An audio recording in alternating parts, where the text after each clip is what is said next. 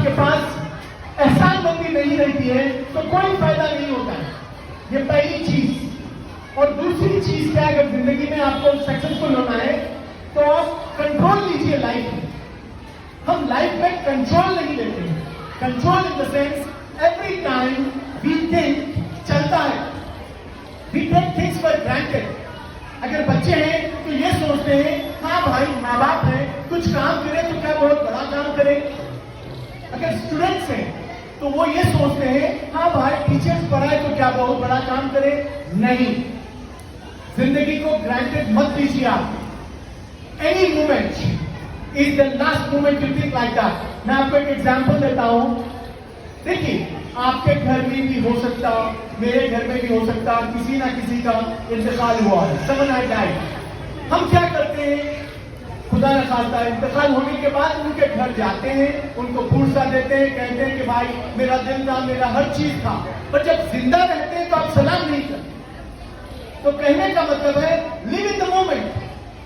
What we are doing, we are living in the past और we are living in the future.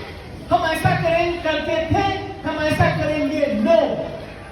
Live in the moment. जब आप जिंदा हो, अल्लाह का एहसान, be thankful for that. What we are doing, हम present की बात नहीं करते। बच्चे हैं तो ये सोचते हैं हाँ मेरे माँ बाप बहुत अच्छे हैं, मेरे टीचर बहुत अच्छे हैं, मैं जब बड़ा होऊंगा मेरे माँ बाप की मदद करूंगा। नो, हमारा ईमान ये है कि मैं बात कर रहा हूं, नेक्स्ट सेकंड कुछ भी हो सकता है, वो मेरा ईमान है। दैट इज दीन। और दुनिया हमको कैसा जीना है, 100 साल की प्लानिंग करना है। That is the difference. हम क्या कर रहे हैं, आज में नहीं जी रहे हैं, करेंगे, करते थे। No, live in the moment. This is what life is beautiful if you are.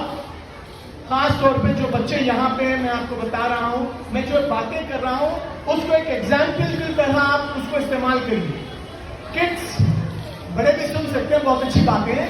देखिए, एक एग्जाम्पल देता हूं मैं आपको। For example, you take a glass of water. एक पानी की ग्लास लीजिए, आप फ्रीज में रख दीजिए, फ्रीजर में फ्रीज करके रख दीजिए 1 घंटा। क्या होगा, बर्फ बन जाएगा। अगर वही बर्फ आप बाहर निकाल के रखते हैं 1 घंटे के लिए तो क्या होगा, मेल्ट हो जाएगा, पानी बन जाएगा। तो हमको वैसा इल्म हासिल नहीं करना है कि टीचर आज पढ़ाए, आप सुने और घर गए और खुद हाफिज कर दिए। नो, हमको किस तरह पढ़ाई हासिल करना है, हमको इस तरह पढ़ाई हासिल करना है। एक ग्लास दूध लीजिए आप, अगर वो दूध कन्वर्ट करके दही बनाइए, क्या दही वापस दूध बन सकता है?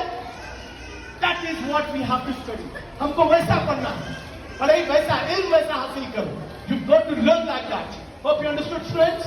या नाउ, इसके अलावा मैं आपको बता रहा था present, live in the moment. What is present? Present is a gift. Present is a gift. समझिए आप लोग, इंग्लिश हम क्या कर रहे हैं, टीचर्स हैं। मैं आपको बताता हूं टीचर्स का रुतबा क्या होता है। एक मर्तबा, is it okay if I go for in Urdu और इंग्लिश? चलेगा ना भाई? This and that. One day it so happens there is a teacher who teaches. There are 100 students in the hall. Teacher teaches and after some time she comes and sits on the chair. Teacher बैठ जाते हैं। बैठने के बाद ऐसा होता है, उनकी नजर एक खिड़की पे पड़ती है। टीचर की नजर कहां पड़ती है? खिड़की पे। खिड़की पे जब नजर पड़ती है तो टीचर उठ जाते हैं। The teacher who was sitting, she just stood. एक बार होता है, फिर बैठ जाते हैं टीचर, फिर दूसरी बार, फिर जब खिड़की पर नजर पड़ती है तो उठ जाते हैं। तो बच्चे ये पूछते हैं, मैम आप तो हमारे टीचर हो, आप जो कहेंगे हम सुनेंगे, आप क्यों उठ रहे हो और बैठ रहे हो? तो सोचिए टीचर्स का मुकाम क्या है। तो टीचर कहते हैं, बच्चों जब मेरी नजर खिड़की पे पड़ती है तो वहां पे मेरे उस्ताद का बेटा गुजर रहा था। उस्ताद का बेटा जब गुजर रहा था तो इतना अदब उनके पास। आप सोचिए, उस्ताद अगर गुजरता तो क्या नहीं करते थे।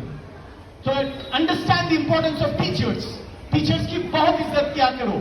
अगर आप टीचर्स की इज्जत करते हो तो देखिए, one thing you understand in life, if the teacher wants to sit she can sit. The moment she sat the window she stood up why, because उनके उस्ताद का बेटा गुजर रहा था। तो मैं कहने का मतलब है, टीचर्स का बहुत बड़ा मुकाम होता है, उनकी इज्जत करिए आप।